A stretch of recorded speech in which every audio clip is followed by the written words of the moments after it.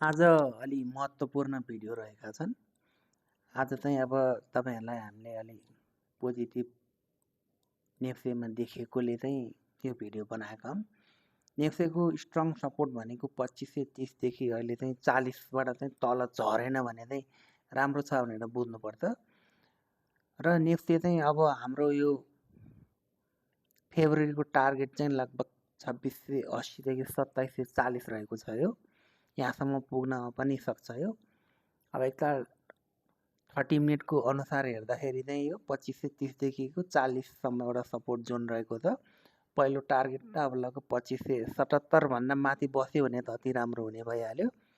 त्यसपछि हाम्रो दोस्रो टार्गेट 2620 रहेको छ र तेस्रो चाहिँ 2650 तिर रहेको छ। त्यसपछि चाहिँ एकपटक फेरि 2700 पनि जान सक्छ नेप्से। अब तपाईँहरूले यो हाम्रो यो चार्ट पहिलादेखि हेरिरहनु भएको भए थाहा पाइहाल्नु। जुन हाम्रो पहिलो यो च्यानल ब्रेकडाउन गरेपछि यो च्यानलमा इन्ट्री गरेको थियो। अब यो च्यानल पनि ब्रेकडाउन गरेर यो च्यानलमा इन्ट्री गरेको छ हाम्रो यो नेप्सेले। ध्यान दिएर हेर्नु होला मित्रहरू। अब यो च्यानलभित्र नै अहिले नेप्से चलिराखेकोले अब यता सपोर्टतिर आइसकेको नै छ। अब 2530 भन्दा पनि माथि नै बस्न सक्यो र यो ट्रेन्ड लाइन च्यानलबाट चाहिँ तल झरेन भने चाहिँ अति राम्रो हो। र यसले चाहिँ हाम्रो टार्गेट चाहिँ 2690 देखि 2730 40 50 सम्मको पनि हुन आउँछ। यो चाहिँ 2026 को फेब्रुअरीमा पुग्छ भनेर हामीले चाहिँ टार्गेट राखेका छौँ। अब त्यो अब फेब्रुअरी पुगेपछि मात्रै यो पुरा हुन्छ कि हुन्न भनेर हामी त्यसबेला भनौँला। अब 2026 को अगस्तको टार्गेट त 3000 माथि नै रहेको छ। अब तपाईँहरूले कुन सेयर किन्ने भनेर पनि विचार आइराखेको होला। अहिले चाहिँ प्राय चाहिँ हाम्रो चाहिँ यो सबै इन्डेक्स वाइज हेर्दाखेरि चाहिँ सबै राम्रै ठाउँमा देखिएको छ। बैंकिङ पनि सपोर्ट जोनमै आएर बसिराखेको छ। यो पनि राम्रो भइहाल्यो। डेभलपमेन्ट बैंक पनि सपोर्ट जोनमै आज बुलिस क्यान्डल बनेको छ, त्यो पनि राम्रो देखिन्छ। फाइनेन्स पनि राम्रो देखिएको छ। होटेल त लगभग बुलिसै देखिराखेको छ अस्तिदेखि नै। र हाइड्रो पावर पनि राम्रै देखिएको छ। यो सपोर्ट जोनभन्दा माथि नै छ।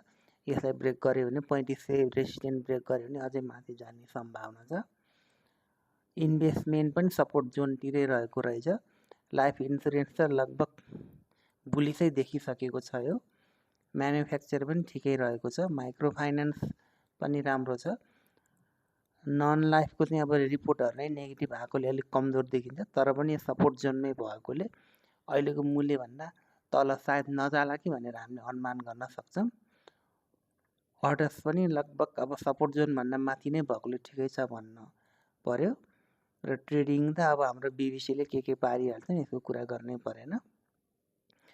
र अब नेप्सेको चाहिँ समग्रमा नेप्से चाहिँ अहिलेको स्थितिमा ठिक देखिएकोले अब तपाईँहरूले आज यो भिडियो हेर्दै हुनुहुन्छ। यो चाहिँ अब तपाईँहरूले जसरी हामीले नेप्से चाहिँ लगभग 3000 तिर पुग्दाखेरि सेल भनेका थियौँ, त्यसै गरी अब फेरि यो एकपटक चाहिँ बाई गर्ने एरियामा आइपुगेको छ नेप्से। अब तपाईँले आफूसँग भएको होल्ड गर्दै र आफूले आफूसँग भएको पैसाले चाहिँ अलिअलि सेयर चाहिँ किन्ने बेला आएको जस्तो देखिराखेको छ। तर नेप्से चाहिँ 2530 भन्दा मुनि गएन र 2540-50 भन्दा माथिबाट नै बढ्नुपर्ने देखिन्छ।